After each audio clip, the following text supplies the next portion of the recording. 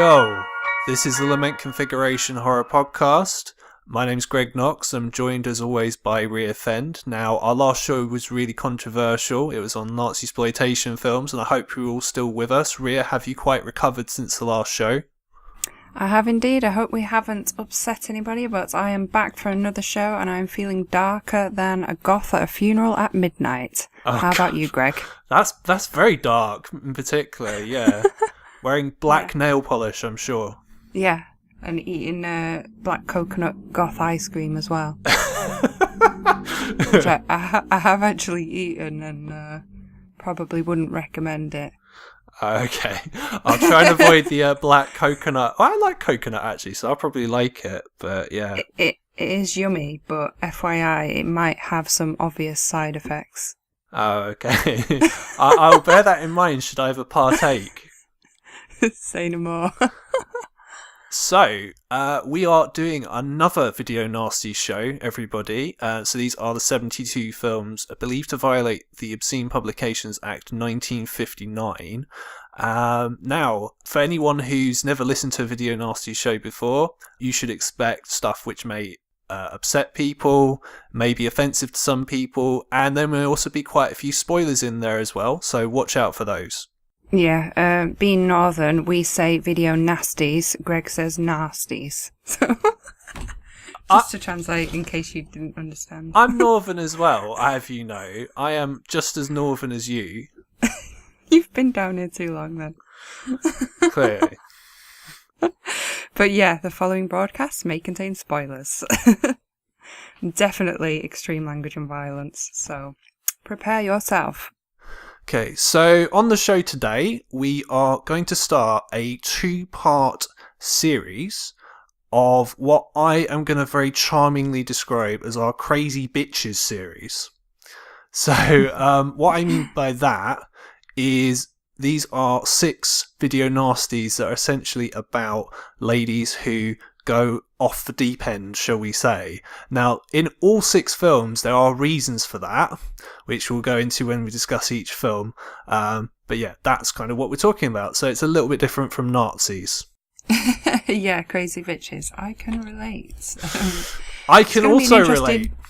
I won't ask you why. It's going to be an interesting couple of episodes. So the 3 today are connected by a more psychological craziness, right, Greg? Yeah, that's correct. So on the next show, they're kind of more of a slashery sort of nature, so they're more kind of pure body count films, whereas these films are, I would say, a bit more interesting in terms of their character development, particularly the first film we're going to talk about, which is actually one of my favourite horror films of the 1980s, which is Possession, which is directed by Andrzej Żuławski, who I really like as a director. I really like a few of his other films that he did in Poland in the 70s. So there's a film that he did called Devil, which I really, really like. And his first film, which is called Third Part of Night, which, again, they're all kind of similar to this in a lot of ways. What you'll notice in Possession, one of the things that's very interesting, at least compared to all the other video nasties, is that the camera is kind of always moving and it's always very close to the characters. It's almost very claustrophobic. Yeah, I agree. Yeah. Shall I give you the synopsis? Yeah, sure, by all means. Okay, so Possession is a 1981 film, and the brief synopsis is: a woman starts exhibiting increasingly disturbing behaviour after asking her husband for a divorce. Suspicions of infidelity soon give way to something much more sinister. Okay, so the 2 lead actors in this are very highly regarded actors, which again is very weird for a video nasty. So the lead actor is Sam Neill, who is most famous for being in Jurassic Park. Most recently he's been in stuff like Hunt for the Wilder People. He was in Thor Ragnarok. But he's also done a few horror films. So he's in Damien the Omen 3. He was in Event Horizon. He's in The Mouth of Madness. So, you know, he's used to being in kind of horror. And the lead actress role is played by Isabelle Adjani, who is a great French actress. She's actually one of my favourite actresses ever, really. She would also make my top 5. She is stunning. But She's also been in sort of horror films. So she was in Werner Herzog's remake of Nosferatu. She's very, very good in that. And she's also very, very good in Roman Polanski's The Tenant, which is another absolutely amazing film from about this period. But I would say of all the performances, this is the most famous one that she's ever given. And she's absolutely astoundingly good in this, I think. Yeah, I mean, Greg never gives me his kind of review or feelings on the film before we watch these, and he did not inform me that this is one of his favourites, and I'd never seen this film before, so I was very pleasantly surprised. I did really love this film. I highly recommend it to anybody. I was shocked, and it is very different from a lot of the video nasties that we've watched. It's a surprising one. I can definitely see why it's on the banned and video nasty list, but in terms of what Greg said, it is different because it is very art house. It's very well done. It's incredibly dark. It's well shot and directed. It's very well acted. And I don't know about you, Greg, but I felt like there were a lot of similarities in a few films that I've seen, such as The Shining, Hellraiser, a lot of kind of Lynchian similarities, like Twin Peaks, and maybe even Child's Play as well. Yeah, I can definitely see Lynchian vibes, definitely. Because, I mean, what did you think about the acting in the film as of itself? Because it's really very, very unlike anything that I've ever seen. I have no idea how Zawofsky managed to get that level of hysteria for so much of the film, particularly from Isabelle Adjani, because, there's one scene in particular that obviously everyone talks about, which we'll come on to later on, but just the sheer level of hysteria, like, apparently, I mean, I've read in interviews that Adjani, like, she had to go in therapy for a long time after making the film, just because it was so, like, it's just so intense, really. Stressful, yeah. I'm not surprised, and a lot of things around this little boy as well, which is, difficult to believe. It goes a lot darker than I thought it was going to go. I think you said, Greg, that the feeling of this film is how it feels at the end of a relationship, which I would agree with.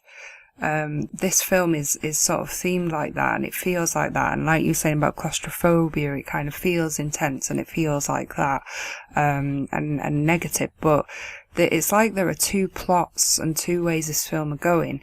In one sense, it's about infidelity and adultery, and she has cheated with this other man who he then meets, which is bizarre in itself, because it's like these two men, but then she's not seeing that guy anymore, and she's effectively cheating on both of them with like a demon beast, but you don't see that for a long time, so psychologically you're wondering if she is still seeing the other guy, whether there's anybody at all, whether she's just gone insane, what it is it a darker force, like you say, is it the devil, a demon, a possession? The little boy is like in the middle of all this. You're not really sure what's going on. Then there's this other kind of twist and this other part of the plot where it's all about her basically then cheating and committing adultery with this demon. So then it moves on to like another level, and it's just so dark. Yeah, so there are several scenes that take place in the film where the two main characters, so Mark and Anna, are having these very, very hysterical arguments with one another. And the beginning of the film is actually quite interesting because I don't know if you noticed this when you were watching it, but the film's set in Berlin, while the Berlin Wall is up still and it's being guarded by soldiers. So a lot of the film is about divide, and there's some interesting visual motifs that take place near the beginning where you've got these shots where Mark and Anna are deliberately on opposite sides of the frame to kind of emphasize their divide, particularly the scene at the cafe, because in that scene they're sat in a very weird, unnatural way, where they're sat on a corner and they're facing at like 90 degrees away from each other. But Yeah, I noticed that as well, and I thought it was about the divide, but it's also framed, like you say, very arty, very art house. And also it reminded me of that kind of like when somebody in a film is a spy meeting someone and they kind of talk behind them. It reminded me of that. They may as well have been wearing shades and overcoats. yeah, well, he is possibly like a spy as his job, which is shown by the fact that, he's been away from home, he's been on a mission as such, and he's come back. And near the beginning, he's talking to his superiors in an office. And what's interesting about that scene is the way it's shot, because if you were doing a scene like that in most films, what you would do is the camera would be probably very static and would go back and forth, or possibly might even be in one static shot. What Swarovski does is he kind of takes the camera and does basically a whole complete 360 around the room. kind of. It's very, very odd, but it's actually very, I don't know, I guess it's kind of disconcerting in a way, because one of the things I'd say about this film is it's very enigmatic. I could definitely see why people wouldn't like the film. I love it, of course. I think it's absolutely amazing, but it feels very uneasy. There's this great deal of unease throughout the film. Oh, definitely. And like you say about the sort of discomfort of the end of a relationship and the awkwardness. Plus, he wants to know what's going on. Like, he wants some kind of clarity on what's going on, but she won't give it to him. And it's that kind of level of insanity. It's not even closure. He just wants to know, like, what she wants to do, because he wants to make it better. He wants to understand, but he can't understand. So he goes off on this hunt for this other man. He finds out who it is kind of via the son. This other man's called Heinrich. He's bought the son a gift. He hates him for it. At the same time, there's this teacher who's also played by Isabel Adjani at the school, who's helping out with the son whilst all of this insanity's going on. And she's basically the same actress in a wig, so she looks exactly the same, and she's got contact lenses in to make her eye colour different. But obviously it's very effective in the film when you don't think about that. He sees his wife, who he wants back so badly, in his son's teacher, who is around. And then there's this kind of sense of, is he then going to cheat as well? And it almost comes down to that. So there's this like weirdness of that going on. He has a breakdown, like you say, the cafe scene, which is near the beginning, and also after things start getting sort of hysterical and crazy, the flat where he lives, where he then moves back into, is an absolute mess and just kind of gets worse as the film goes on, which gives this kind of insane feel to the film and an uncomfortable feeling. So there's just so much going on in this film. It is amazing, I have to say. Yeah, now there are a couple of other kind of hysterical arguments that take place in the first half of the film, one of which is incredibly disturbing and involves like an electric meat carver. Oh god, yeah. Yeah, so what happens, for those of you who haven't seen the film, is they start having a row in the kitchen. She's carving meat, and he doesn't really understand what he's done, as to why she's left him and their son. He's just completely confused, and he's shouting at her, essentially. And she's carving this meat, and she just gets more and more and more hysterical, and then she just cuts her neck out of nowhere, like she's possessed. She takes the electric knife to her own neck and appears to sort of feel nothing. Bear in mind that throughout the whole film, both the lead characters, Anna and Mark, seem to be wearing the same clothes, and at this point they've got very dishevelled. Quite often they're unbuttoned, they're dirty, they're blood-stained, and then in some other scenes they've like cleaned up again. It's like they've almost clawed back a bit of the relationship and they look cleaner, and then they get really dishevelled again as things get more hysterical, which I thought was really interesting in terms of the visuals matching the psychological. At this point their clothes look disgusting, and then obviously they add a lot of blood to it. It's just so crazy. Yeah, definitely. Oh, wow, yeah, very, very crazy. Yeah, as you said. Now, you mentioned Helen, who is essentially a doppelganger of Anna, but with green eyes. Now, I thought it was quite interesting because if you take this film to be what about the end of a relationship, now Zawowski, when he made the film, he was going for a very, very painful divorce with his first wife, who was an actress in his first couple of films. It And definitely shows. yeah, yeah, so you can kind of see that it's from his point of view. So the woman in this case is obviously not portrayed very well, and the man, I'm not saying that he really acts any better in the scenario, but yeah, it's really, really fucked up. What I took Helen to be is kind of like this very pure, very idealized version of Anna. So, say she's very nice, she's very calm, she looks after Bob. Yeah. Yeah, it's almost like this version that maybe you remember from the start of the relationship. Maybe. Yeah, I think so. Or just when times were better. She's like the ideal mum, really, isn't she? And you can almost say that she's almost like an ideal mother to him in a lot of ways as well, I would say. Yeah. Yeah. Interestingly enough, he wants her around. He wants her to stay, so she ends up staying in the bed. They're naked, but then he kind of is happy to leave it at that, which kind of says a lot about his character in it, and that he's strong, he loves his wife, he doesn't want to stoop to her level and do the same thing. So he leaves it. That's the aspect of the relationship that he wants, is that kind of care and her caring for the son. That is all he wants at that point. He doesn't want the physical side of it. So it does say a lot without really saying anything. At the same time, I remembered how fucked up that scene was with the electric meat carver. He then takes it to his own arm because of how hysterical she gets, and he just feels nothing. He looks like he feels numb. He takes it to his own arm, and she says, "Oh, it doesn't hurt." And he goes, "No." And then that's it. They just kind of carry on. He's like literally cut his arm about 6 times.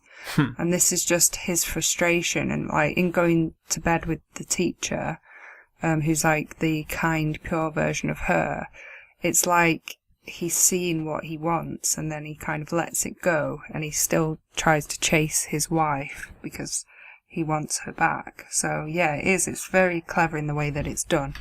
And he is definitely represented what I imagine this divorce felt like in his head, with like the sort of frustration, level of insanity. It's pretty damn amazing. There's also some really very, very vicious deaths in this as well, aren't there? Yes, there are indeed. So I got 9 deaths. How many did you get? Okay, I only got 7, but that's okay. I'm curious as to sort of which ones that you thought were pretty standout in the film. Oh, okay. Well, let's just add to the plot as well that he hires a detective who he gets to follow her to see where she goes. And it turns out that this detective has a partner who's also involved or is a detective. So they're a gay couple, which you find out at some point. So they both get killed and given to this creature, which is what she's doing in sort of the kind of Hellraiser sense that I was talking about, where this creature needs to be fed in order to grow and become something that you find out at the end.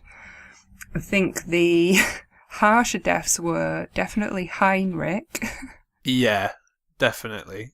What did you make of that death? First of all, tell the listeners what happens. Okay, so about 3/4 of the way through the film, what happens is Heinrich gets tricked by Mark to go to the apartment where Anna's keeping this creature, and he sees the creature, and he sees that Anna's been keeping these body parts, particularly the heads of the people that, you know, she's killed, in the fridge, which is pretty fucked up, not gonna lie. And he kind of freaks out in this very camp German way and sort of runs away as fast as he can. and he tries to meet Mark in this corner bar to tell him kind of what's going on. And Mark claims he doesn't believe him. And what he does, he sort of plays this trick on Heinrich where he goes to the toilet, he pretends to vomit in the toilet, but actually grabs the cistern. And then, wait, I need to add to this what he does. He goes to the bin and he gets 2 items out of the bin, which are a feather and a shoe. He shoves the shoe inside the toilet bend to make it clog up so that there will be water in the bowl right up to the top. He then gets this dirty feather, which I assume has come from like some kind of from the kitchen, like a chicken feather, which has been in the bin with all the rubbish and whatever else is in there. He puts it down his throat to make him retch, so it sounds like he's been sick, which I thought was the dumbest idea ever. Why not just use your fingers, or make a noise and pretend? Like, why do you have to put a dirty feather in your mouth? Didn't quite get that. Anyway, so he's the toilet bowl is filling up. You continue. Yeah, and basically what happens is he bashes Heinrich over the head with this toilet cistern, and then he just sort of drowns him in the toilet and makes it look like he's either vomited or he's been bummed in the toilet. Yeah, basically. I think he stabbed it. Does he stab him as well? Oh, he's been stabbed. Yeah, he's been stabbed beforehand. Yeah, he got stabbed by Anna at the apartment.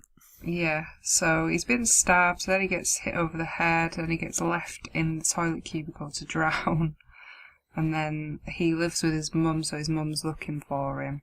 And then she eventually goes to the apartment which Anna has been going to, which they both didn't know, what was there. And she finds that it's been blown up, which is a really awesome scene. Like, I thought that was really exciting, that part. And then she goes to the local bar where they met, and they do identify the body as his. Yes. So, the most well-known part of the film for people who haven't seen it is Isabelle Adjani having the massive freak out in the subway, which is unbelievable. It's one of the most mesmerising things possibly that I've ever seen in my life. Ria, I mean, what did you think about it? I mean, from an actress perspective, what were your thoughts? Yeah, I mean, wow, she must have really had to get herself into, like, this headspace to do that. She rolls in the milk in the subway. At first I didn't know, I was trying to see if there was a homeless man in the background watching this, but she appears to be completely alone. But she just goes off the scale. I mean, to do all of that emotionally without another actor to interact with, and just to the camera, it must have been incredibly difficult. She is in such a worked up state. How would you describe it? I've honestly never seen anything like it in my life. It's just how you could possibly get yourself in that kind of state of raw emotion and do it over, I don't know if it's over several takes. I imagine it probably was from the way it was cut together, but I can't even bring myself to be like 1/10 of that level of like insane or aggressive.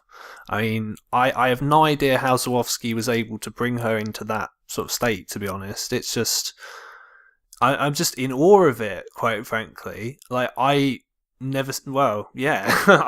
really know what else to say, really. It kind of speaks for itself. Well, yeah, I mean, it's definitely amazing directing from the way she's behaving. He's obviously directed her very well. It's also quite long. It's quite a long shot. So she must have had to do it for a while.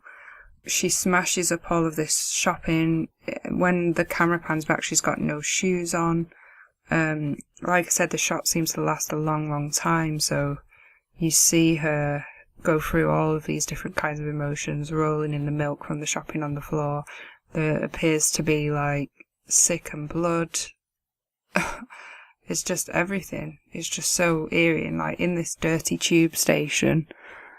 It's just incredible. You've got to see it to know what we mean. Yeah, so this blood and white liquid, not quite sure what the white liquid is supposed to be, seems to pour out of every orifice that she has. I've read that this is supposed to be some kind of abortion type scene, and maybe that this is where the creature came from, because that's one thing that's very, very, I wouldn't say misleading as such. One of the things that isn't really explained, and I've always said that I like things when they aren't explained, so it's up to your own interpretation, so I can't really go back on that here, but it's unclear where the creature actually comes from as such. Or, I mean, it's clearly a metaphor, an allegory for something, but what do you think, like, the creature is supposed to represent? Well, first of all, I do think a lot of this film is metaphorical, and as you say, with the director going through a divorce, I can understand some of these metaphors. So the scene in the tube station, I do believe is supposed to be like a miscarriage. Like you say, there's like blood and white liquid and milk, and it's all oozing everywhere out of her. She later references that she miscarried Sister Faith. Now, this is her losing her faith, I believe. So that's what the miscarriage is. When she says Sister Faith, she's saying that there are two sisters, and I think it was, is it Faith and... Chance. Yeah, Faith and Chance. So what she means by that is that they still have Chance, but she's lost faith. So she miscarried faith in this scene, so that is her absolutely losing the plot. She has no faith left in their relationship. After that, I think the beast and the devil, I don't think it's come out of that miscarriage. I think it was building all along out of her infidelity and out of the adultery. I think it's like the resentment. I think it's the negative aspect of this relationship. I think it's pushing the relationship apart.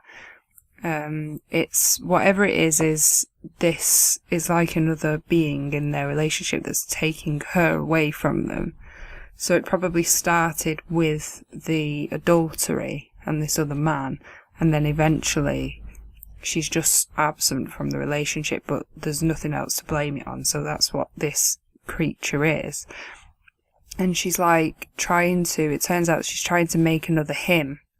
Or that's what it kind of becomes, which is, again, confusing, interesting, dark, well done. You know, you can interpret this any way that you want, but I just think she kind of wanted a fresh start.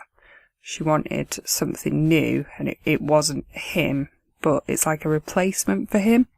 So probably in his worst nightmares, he's getting replaced with something else, and this is what this demon, dark creature is. It's just kind of that negativity in the relationship. But that's just me. I mean, I'd be interested to know what your interpretation is, Greg. Yeah, I mean, my interpretation would actually be very similar to yours in that it is a representation of... It's something that has changed her.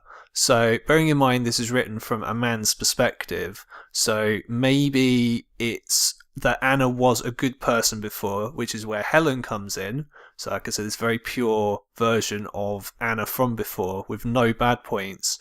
And it's this thing that's kind of making her want sex constantly, turning her into sort of this, you know, demon almost, this possessed thing that kind of kills people, that... let's say just wants sex constantly and things like that, even to the point where, you know, she cheats on this guy Heinrich, who is just this ridiculous, foolish guy, really, as such. Well, it kind of shows that what Mark wants out of the relationship is what he has with Helen, is the affection and the connection, and not the physical aspect of it. What he's made her out to be is that she's this sex-obsessed monster who's possessed. So she was led away from him with the temptation of the physical aspect. So she fancied somebody else.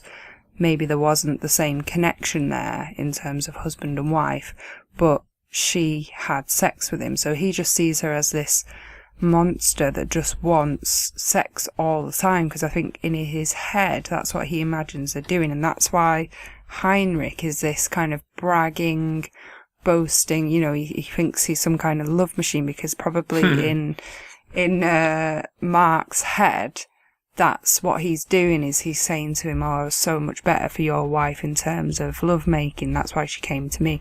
It's probably none of this, it's just all what he assumes in his head. It's like your worst nightmare, isn't it? He amps it up to this extreme level, but really it would have been nothing like that. It's just that when you get into that situation, you assume all kinds of things of why she would be tempted away. So she's very much depicted as this woman who wants sex because that's what she's been tempted away by, and then she kind of gets really extreme and can't stop. And he is looking for this emotional connection, which he gets with Helen, which is like the earlier version of her. So yeah, it's very, very clever. And what you also have is the other kind of well-known shot in the film, which they build up to for about 90 minutes. Because one thing I forgot to mention is this is actually the longest video Nasty. It's over 2 hours long, which means it's literally twice as long as Axe. Although it feels half as long as Axe. Because it's so good. It's worth every minute. Yeah, it's brilliant. Yeah. Anyway, as I was saying, so 90 minutes in, you actually see Anna and this creature fucking. So it kind of is basically you could kind of sum this film up as it's about a woman who fucks an octopus, which I guess it is really, but there's way more going on than that. Let's put it that way. Like I say, it's quite Hellraiser-like in that it's an old derelict house. It's like torn wallpaper, empty rooms. It's really old, dishevelled looking. There's like a mattress on the floor, but like in Hellraiser. And this beast-like creature is not really an octopus. It does have tentacles, but it's just like a huge skinless being that gets like, it grows every time she feeds somebody to him that has died. And at first I think she's hiding it in the bathroom when the detective goes around there, and then it builds up to this scene where she's like moaning on the mattress, and then you see the beast having sex with her, and he goes in there, the husband, and sees this, and then suddenly it's kind of all explained. But obviously in his head, this is what's happening, is she's having sex and getting her pleasure from somewhere else. But it goes to this extreme level. Yeah, I mean, when you first see the creature, it starts off as like a squid-like creature, and as the film progresses, it becomes more and more human as such, until eventually, in the last 10 minutes, where the film goes absolutely batshit insane, it takes a complete narrative left turn, which you wouldn't expect at all, and maybe a lot of people probably wouldn't like, but I don't know, I guess it kind of fits in with the rest of the film, where you've got gunfights with the police, you've got both Mark and Anna dying, and things like that.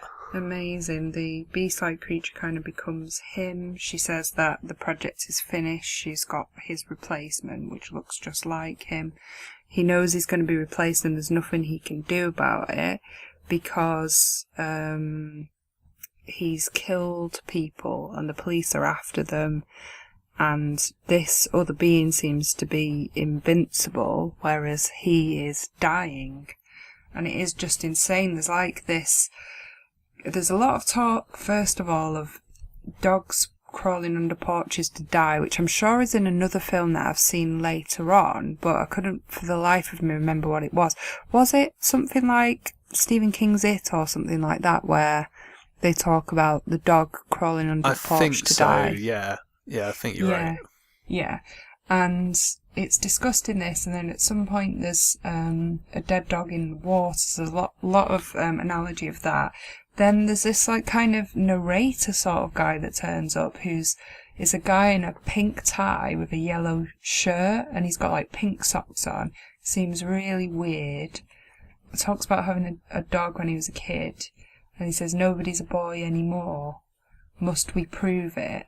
It's just insane. It's just weird for the sake of weird. Like I say, very Lynchian, very kind of The Shining, like Overlook Hotel. This big, huge, like house, a block of flats is really eerie. There's like this big spiral staircase. There are these police coming in to find them. They both end up dying. Yeah, it's just insane. So, like, as you're asking about some of the best deaths, like, some of the best deaths happen at the end. Mark jumps off the stairs, all the way down and obviously dies. Bob, the son, ends up drowning in a bathtub. I thought that was really shocking and dark. The police come, and they shoot Anna, and she, like, dies on him. She, like, shoots herself through the back and shoots through him, and he seems okay, but then after that point he jumps off the stairs, and the beast-like creature kind of climbs up the doorway. It's just so creepy. Yeah, and what did you think of the actual ending itself? Because the ending itself is very strange. So basically, Helen and this clone of Mark, who's the creature essentially, they meet, and it sounds like there's alarms going off in the background. It sounds like there's bombing. So is it the end of the world, essentially? Is it like... Because Bob seems to know that something is wrong, which is why he drowns himself in the bath. Yeah, well, it is the end of their world, and obviously Bob does know that something's wrong, and he's with Helen, you know, the original nice version of her, and he's saying, don't open, repeating it, and the evil clone is at the door. So, essentially that is like one massive metaphor for the old version of her. The child knows something is wrong. He doesn't want the nice version of her to be led astray by this distraction, whatever it is, that's evil and is knocking at the door. He keeps saying to her, don't open, like repeatedly. It's quite hysterical and alarming to watch. And this being at the door is the replacement for the husband, his father, so he just doesn't want her to get sucked into whatever it is that comes in between her and the husband, which leads them to this kind of end of the world feeling, which is the end of their marriage.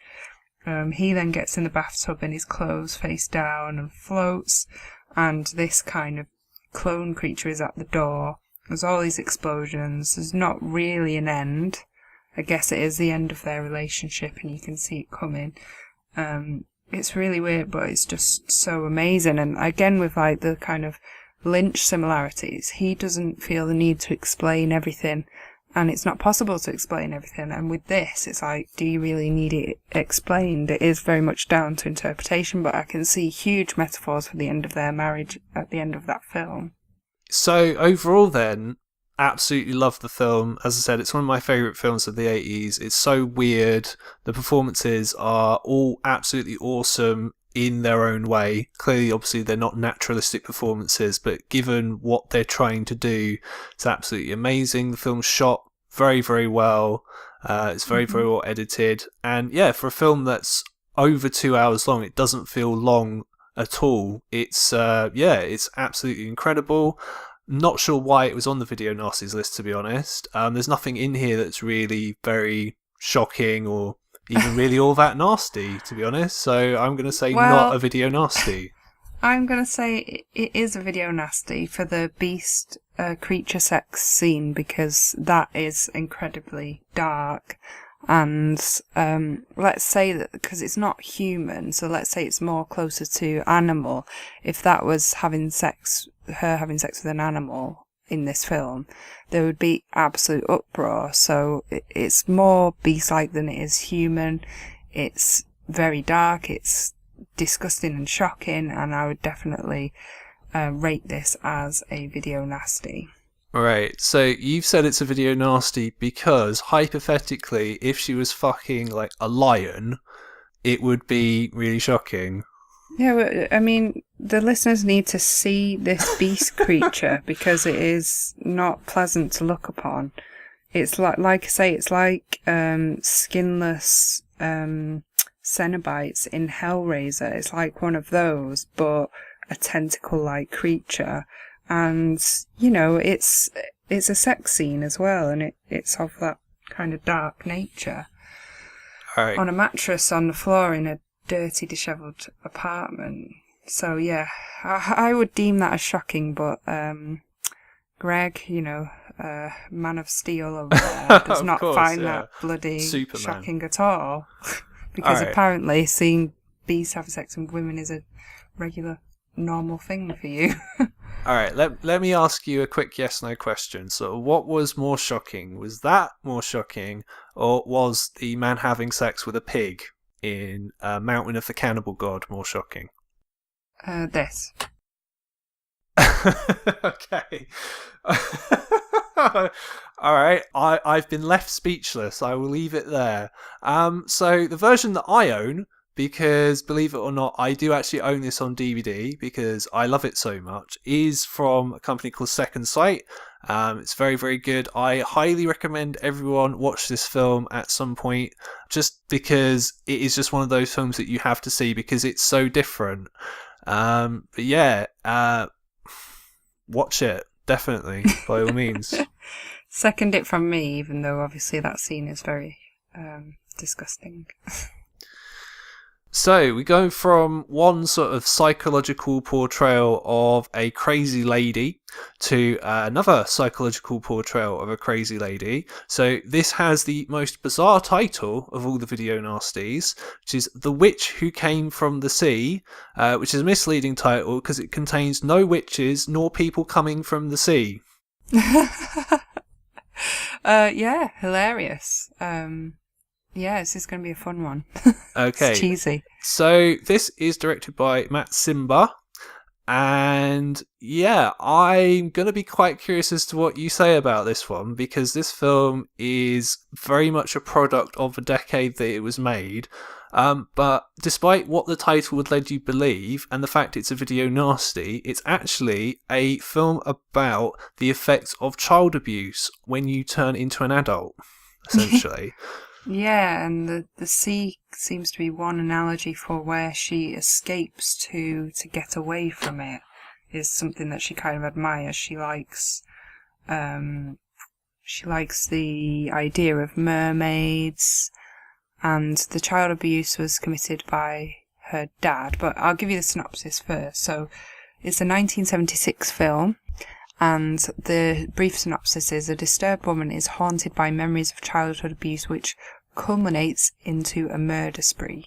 So in terms of the C part of the title, she believes that that's where her dad who abused her went to because she's blocking out the abuse and she wants to think that he went to a nice place.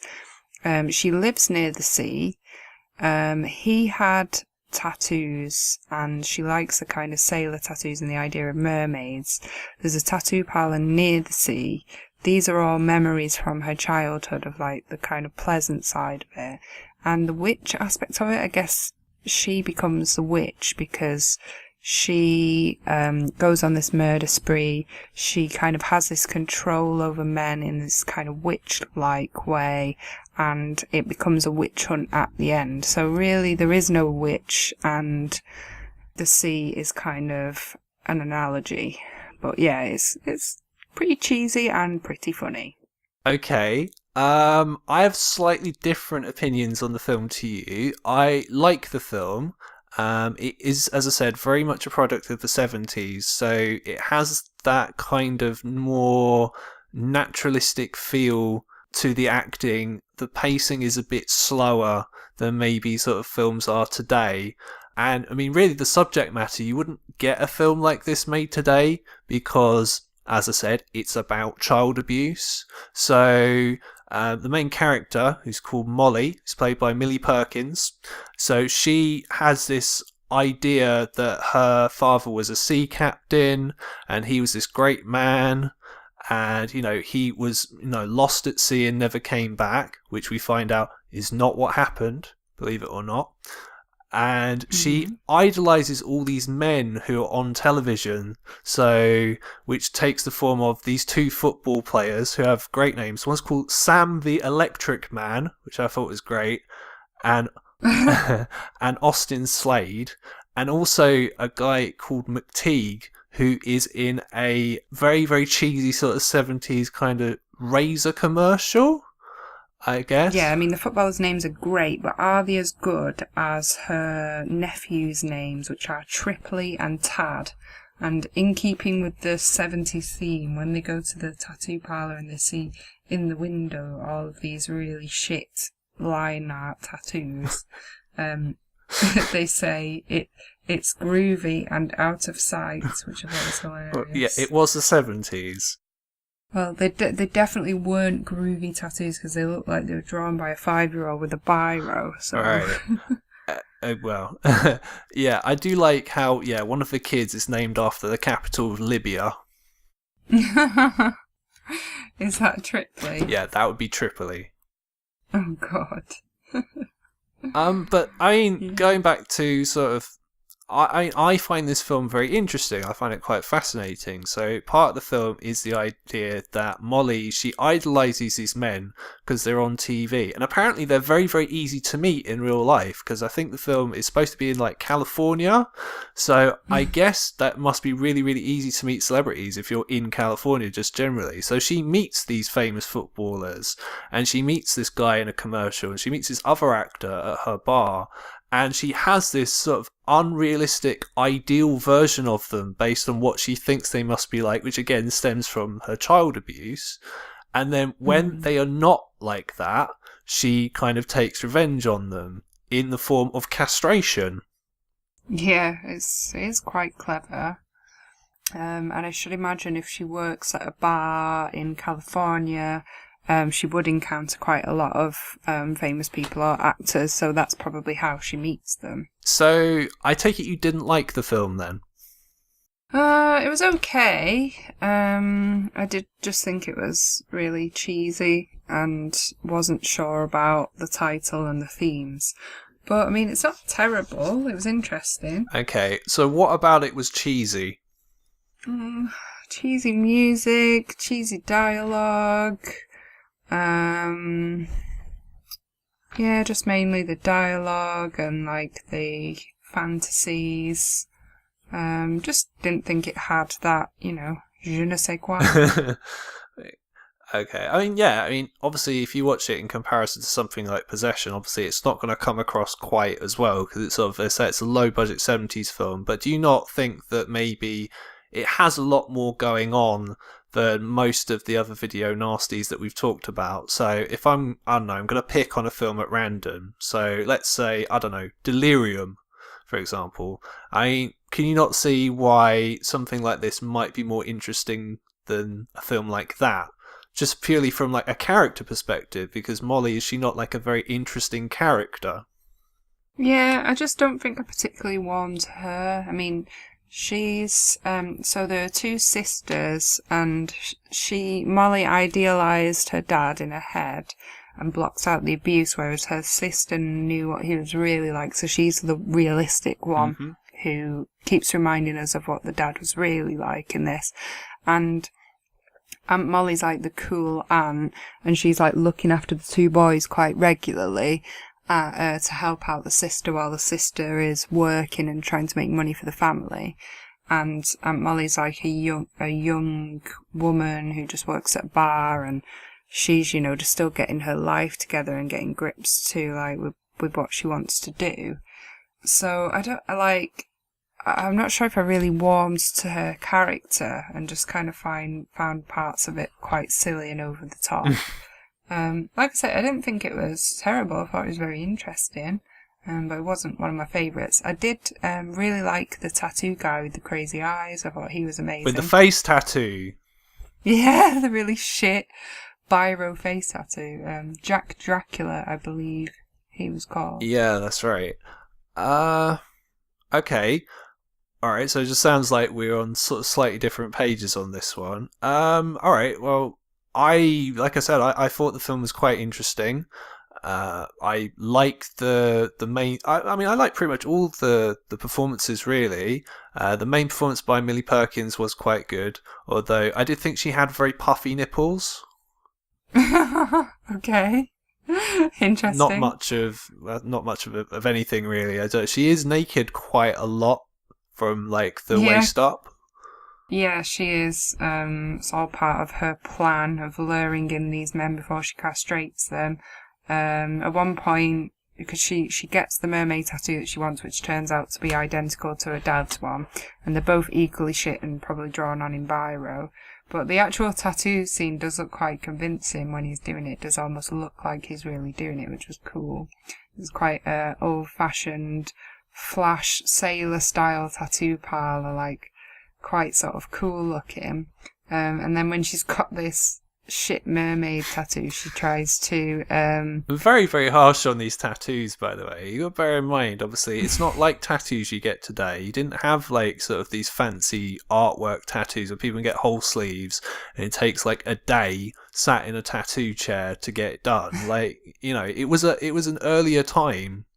Alright, I'm an artist, okay. Okay. She calls herself Molly the Little Mermaid later on at some point, and there's one part where she tries to cut off the tattoo, which she regrets in like some kind of hysterical state, with a razor.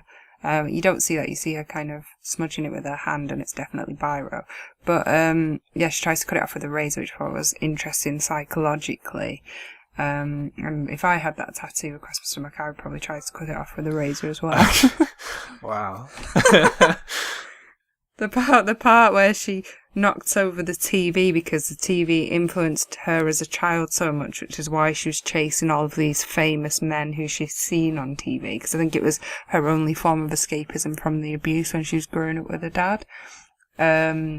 She knocks over the TV at the end, which is supposed to be really dramatic, but she doesn't even break it. It's a bit of an anticlimax. So. All right. Well, the only thing I'll kind of ask about then before we move on to the next film is I liked when she was tying the football players up before she castrated them. And the hallucination scenes generally, I found them quite interesting in the way that they were done, because they were done in a sort of very, I mean, they're meant to be very surreal. So, for example, on the soundtrack, the dialogue has a lot of reverb on it, so it sounds very echoey. Oh yeah, that was pretty cool. I mean, I got for this I got 6 deaths, but I thought at the beginning there's like a vision of 3 hunky weightlifter men on the beach. And then she imagines all 3 of them dying, so I wasn't sure if that was classed as on-screen deaths because it's kind of a vision, or whether it's not part of the kill list. So if we discount those 3 weightlifters, which is quite a cool scene at the beginning, but not really relative to the plot whatsoever, then we have 3 deaths. So there's the 2 guys on the bed, the 2 footballers. And then there's also the TV Razor ad star called Mapeak. Yeah. And that's it, I think. It's just those 3, am I right? Yep, it would be just those 3. Molly does sort of overdose on pills sort of at the end of the film, which is quite dramatic and is quite moving, I thought, because of the way that it was done. But we don't see her die, so... Yeah, I assumed that she hadn't died, and she does, when she's having these visions, she does talk a lot about her crew and imagines that she's going off to sea on this mission or something like that. She talks about sailors and cabin boys, and so that's quite cool in that she's kind of imagined this whole world, and it seems to start off when they're smoking weed and she's high, and then it just seems to go on from there really with this whole idea of her dad that she has about him being lost at sea because he was this amazing guy. One comment that I did think was funny, which is very telling of the times, was like when they go to the tattoo parlor at the beginning, and the 2 boys are saying it's like very way out of sight and groovy about the tattoos in the window. They ask her if her dad, their grandpa, had tattoos, and she says, "Oh no, he was a good man," which basically means back then they had this opinion that any guys with tattoos were really bad. They were probably criminals. And then it turns out at the end that he did have this tattoo of a mermaid on his stomach, which she then got, which is probably why she thought he was this amazing guy that went on this mission and got lost at sea, because she remembered the mermaid from the abuse. There's quite a dramatic scene where she gets raped by her father, which I thought was quite shocking. Yeah, because that was sort of the last thing that I was going to touch on. So, in terms of video nasty ways, again, despite what you said in the last film, I'm not sure why either of these two films were on the list. Considering, I mean, fuck, look at the last show we did. So, again, I'm going to say not a video nasty. However, I mean, the only thing I could say that's maybe a little bit questionable is the sort of child abuse stuff, but it's not really exploitative. It's more sort of heavily well, not even suggested, it's shown, but it's not crude, if that makes sense. Um, I'm going to put it out there that I've probably got more empathy for this than you, and say that this is a video nasty, and you see her father rape her. So both of these so far have involved sexual scene. The first one probably consenting, but beast sex. I should hope it was consenting. Like, I'm sure that creature didn't rape Anna. Well, she seems to enjoy it, so. But this time, this is child abuse. She's very young, and her dad is raping her. So I am going to say yes, it is a video nasty. Okay, I'm not going to touch the subject of child abuse. All I will say at this point is that the film is available on DVD. It's from Arrow, those fine people. It was originally available as part of a free film sort of box set, and now you can actually buy it individually. So yeah, if you like this film, then by all means that's how you would obtain it legally. One I will be buying at some point. Rhea, maybe less so.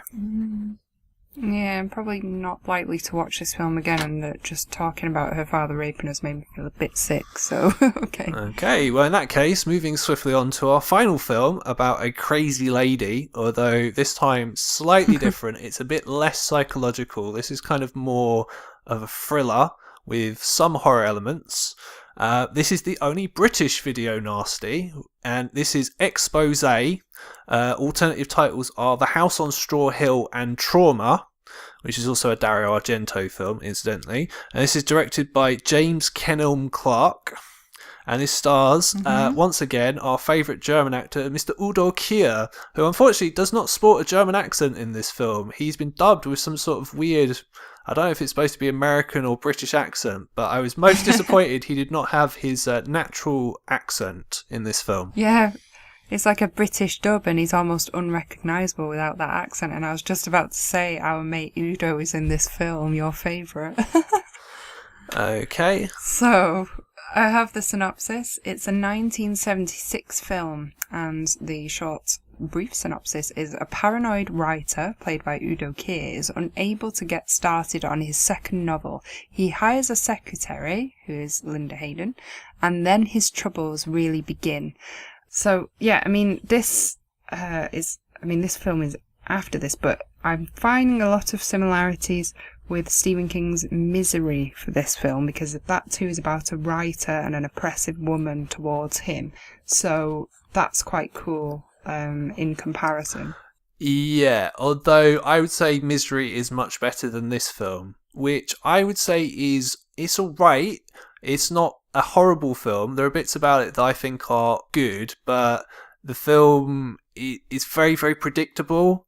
I don't think anyone who watched this film for more than about 15 minutes couldn't tell you what was going to happen at any point. Yeah, absolutely. I mean, interesting aspects of this film is that it's filmed locally. It's filmed in Essex, in a place called Hatfield Peveril. You might notice the sign during the film. So, not too far from us. I did like the two lead actors. Kind of hated the bimbo girl that he's sleeping with in it, but I think you're supposed to. She looks very kind of fake. Yeah, so I was going to bring this up, so may as well ask you. So that is Fiona Richmond, who apparently was some 70s British sex bomb, who appeared in all kinds of, top shelf magazines and kind of, sexploitation-y kind of films. I'm just going to say it. I don't find this woman attractive at all. Now, I don't know if that's just me, but I thought Linda Hayden was far more attractive than Fiona Richmond. I mean, I'm as straight as they come. I like guys, but okay. I know an attractive woman I'm just making sure you all know. But I know an attractive woman when I see one, and I agree with you. I think Linda Hayden is way more attractive. Did not find Fiona Richmond attractive at all, but I did spend probably about the first 10 minutes of her being on screen trying to figure out if those boobs were fake or real. I did the same thing. What was your verdict? Because at first I thought they were fake, then I thought they were real. I think they are actually real. What do you think? I would have thought they must be real, because I'm sure they didn't have breast augmentation surgery in the mid-70s, but they look fake. They looked, way too perky in a weird way. But I think maybe it was all the fake tan, and I do think they were actually real. No, nice boobs, nothing wrong with those, but there was a lot of that in this film, and she's very much exploited for that in this film. You can tell that she was chosen for that. As if she was going to be in it for any other reason. Come on, it wasn't for her acting ability now. For amazing acting, no. And which she wasn't. She is incredibly orange. Even Hulk Hogan would say, "Brother, you're far too orange. You need to get out of the sun." Ease off of the fake tan. She does a lot of kind of slinking in backless dresses, and there are a lot of bum and boob shots in this. She does a lot of kind of, she's wearing a dress and nothing underneath and takes it off and drops it on the floor and all that kind of thing. And they even have sex at one point, and she keeps her shoes on, which is just, it's like ridiculous, like porn or something. I don't know. It's just like unnecessary. It's just all so pre-planned and, just unnatural. So yeah, I found her highly annoying, but I think you're supposed to anyway. Yeah, and she does have the most memorable death in the film. She does indeed. I mean, for this film, I've got 5 deaths. And Suzanne is the third one to go, and she's killed by Linda in the bath or shower with a knife. Describe to our listeners the death of Suzanne. Well, it's pretty sleazy, I'm not going to lie. So one of the things that the BBC don't like is blood on boobs, which is one of the really? Which is one of the things that this scene has. So she's in the bath and she gets stabbed by Linda, who is also the character's name, and yeah, she dies and blood sort of gushing everywhere. So yeah, it's this is after their kind of sex scene where Linda lures her into a bit of a romp. Well, yeah. So it's pretty fucked up. So I was going to ask you about that, because really there's a lot of padding in this film. So this film is only about 80 minutes long. The plot is I say it's so predictable. So you've got this author. Yeah. He wrote a book. He wasn't sure if he wrote it if it took 6 months or 3 months. He's not a very good author. He has visions of someone killing themselves, and then this woman randomly appears after he has these visions. So it's like, okay. And she's got a photo of a man who appears in the visions. She appears to like masturbating to this picture of the man, as if it wasn't obvious enough what was actually going on at this point. In fact, she seems to spend at least 15 minutes of the film masturbating in one way or another, or having, hot lesbian action with Suzanne. Yeah, that happens a lot. It's obviously all for viewings, which is kind of, like you say, it's padding. It kind of gets in the way of the film. I did also find it way too predictable, but on the whole, I thought this was a decent film. I like her, Linda Hayden, in it. I think she plays the part really well. Quite liked, it was quite fucked up the way he kept putting on the latex gloves for sex. Yeah. He's obviously been this author he's got all of these high expectations of himself and a high opinion of himself, and he has this kind of ego, so that plays into the sex quite a lot. He's like bigging himself up. He likes to think that he's like all important, which is quite an interesting part of the film. And then it develops into this weird love triangle, but he's not getting his way because Linda is kind of getting her way, and she's persuading Suzanne to be with her more than him at one point, and it's like this sort of power struggle, which I think is quite an interesting dynamic. Again, all quite predictable, but I didn't mind it. I thought it was a decent watch, and it was unpredictable in the sense of what Linda is doing, but completely predictable in terms of the plot, which was a little lame. The masturbation was, not in the best taste, but it was kind of creepy, the way that she's like stalking him, and it was satisfying because he got what he deserved, She was trying to do this plot justice in what he'd done, and he was like you say, he's not a very good author, but he's got all of this ego, so it kind of makes that come crashing down. And towards the end, she's like helping him finish the novel, and she's also controlling a lot of men in this film by use of sex, which in itself is quite powerful. So that's where she's getting her power from. So in terms of that, I thought that was pretty sort of well thought out. But it's not the most amazing of films, but I thought it was worth a watch. There's a couple of things that I liked. So I did like the gloves. I did think they were very kinky. I like the weird hallucinations that Udo Kier's character has. I actually thought they were very well done. I thought they were probably the most interesting part of the film itself. I just liked the way they were edited. The film has kind of like a stylish feel to it as such. Yeah. So as not entirely without merit, but there are a couple of things that didn't really work for me. Yeah. Oh, can I go through the parts that I liked? Sure. And you go can on. say what you didn't like. So, the two pervs that turn up near the front that he has a fight with, I thought that there was some kind of pop culture reference on one of them's t-shirt. It says, "I am a vampire" on his t-shirt. I thought they were interesting characters. And then she later goes into the field outside the house, and she encounters them again, and they sort of try to rape her. And I think at one point she's having sex with one of them, and she's enjoying it. So again, it's more like she's in control, even though they're trying to have power over her. She's taking it back through sex, which I think is quite interesting. I liked her being on the typewriter. I know it's the 70s, so that she had this typewriter, and they're doing it in that traditional sense, but it's got a really nice feel to it, watching that being current at the time. They're in the middle of nowhere in this nice cottage, which is quite a cool setting. There's quite sort of beat up retro cars, probably from, I think they're like 60s cars actually that are in this film. That's quite cool. Obviously current then, but looks very cool watching it back now. The deaths were pretty cool. I think it's like Linda Hayden who makes this film great, and obviously I do quite like Udo Kier as well. But I think it's their performance that made me like this film, despite all of the kind of sexual padding, which just feels like it's not really that necessary. But, some of it did add quite a creepy touch, like with the masturbation and stuff. Okay. Linda Hayden is definitely the highlight of the film, not just because she's stunning, as I said earlier.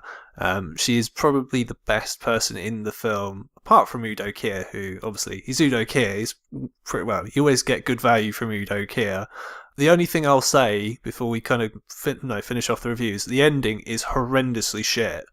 Because what happens is, Linda Hayden's character gets raped by these two guys, which is very sort of Straw Dogs-esque, which Straw Dogs is actually a film that this reminded me of a lot in a lot of ways. And she shoots both of them, and then I swear a day passes, and then she's in the middle of this cornfield or wheat field, whatever it's supposed to be. She's going to kill Udo Kier with this gun. The gun flubs. So it's like, she didn't even check there were bullets in the gun. She didn't even know how to fire the gun. And then this guy just appears out of nowhere, who apparently died, but clearly not. He's just been lying in the middle of this field all day, just waiting to die. And then, he just kills her right at the end, and that's it. It's like, oh, okay, that made sense. No, it didn't. Yeah, he stabs her, and then straight away he dies. And Paul Martin, the author, played by Udo Kier, then gets to live. which is quite ironic. So I wasn't expecting that at the end, but who would be? I mean, it's incredibly far-fetched. I get why you're frustrated with it, but I did think that he was going to still be alive. And even when I was doing my death count and writing down who had died, I was like, I put a question mark next to his name because I thought he's coming back, and no, he is. Right. And the whole thing revolved around, it's like, why does she want to be this guy's typist, and why is she taking this job? What is her motivation? And the whole thing is that she had a husband who wrote a novel, and this Paul Martin guy stole it from him. This guy then was so down about having his novel stolen and it being successful and made $500,000, but under someone else's name, that he committed suicide. She then wants this guy's guts, so she goes to work for him, magically must find the advert for this job and takes it, gets offered it, and then she tries to seduce him. So everything that she does, much like some of the video nasties that we watched before, is all done with sex as the sort of power. So she has to seduce all of them in order to kill them. And she is very pretty, so I don't blame them for writing that in, but it is quite a sort of old-fashioned thing in horror now. They don't tend to put this in as much anymore, so it's very much a thing of the 70s that that's how she gets her power. It isn't done through intelligence or planning or strength or method of killing or anything like that. It has to be done via sex as the power, which, like I say, has become quite a tired thing now and not necessarily agreeable with everybody these days. With all that said, I will leave it to you to go first this time, because clearly me and you have different levels of what we consider morally dubious. Should this have been a video nasty? No. I agree. No, I don't think it should either. The only thing that's slightly contentious is the rape, but like you said, I think Linda is sort of enjoying it a little bit, which is slightly kind of wrong in a sort of straw dogsy sort of way. Other than that, it's just a sex film, really, with a slight thriller angle. Yeah, I agree with you. Thriller angle, sex film, goes a bit too far, a bit over the top, and you can't really take that as a rape scene because she does seem to be enjoying it, which says more about her being fucked up than anything else, which just kind of adds to the creepiness of it. So, yeah, not a video nasty. Now, you'll be...